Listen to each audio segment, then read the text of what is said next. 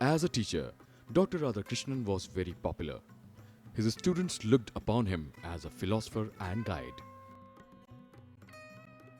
It is necessary that each one of us should think that the purpose of education is not merely physical fitness or mental alertness.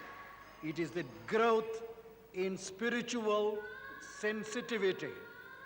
Unless we develop that kind of spiritual sensitivity, we cannot be regarded as properly educated. In 1921, when he left Mysore University for joining Kolkata University, his students came up with a rare gesture. They took him all the way from the university campus to the railway station in a flower-decked carriage pulled by the students themselves. They still remember him with nostalgia.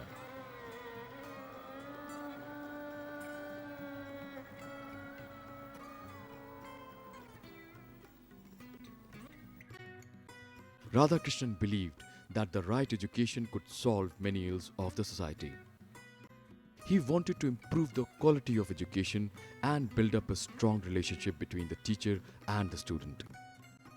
He symbolized what one of our Upanishads has said, that teaching is nothing but a dialogue between the teacher and the taught.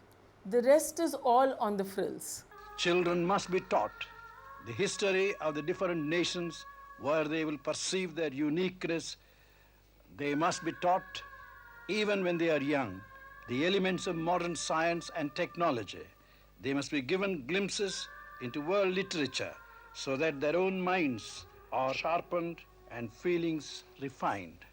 It is my earnest desire that our children are treated as human beings and not as automata. Radhakrishnan was globally acclaimed for his work of philosophy. He introduced the thinking of Western idealist philosophers in India. What the philosopher does is more or less the same thing as the scientist does.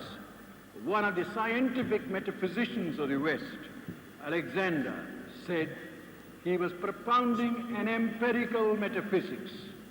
And he tells us the method of philosophy is exactly the method of science.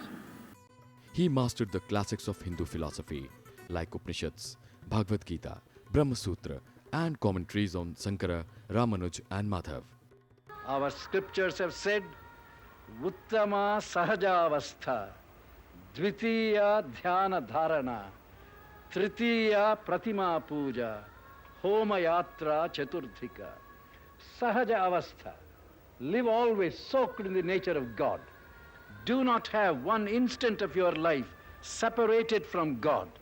Whatever you happen to do, do in the consciousness of that Supreme. Homa, Yatra, Pratima Puja, Dhyana Dharana are all permitted, but you have to aim at the highest goal of living in the consciousness of the Divine. Sahaja Avastha. Always Sahaja, born with you, so to say, living side by side with the Divine, looking upon Him as the eternal presence who is there in your heart.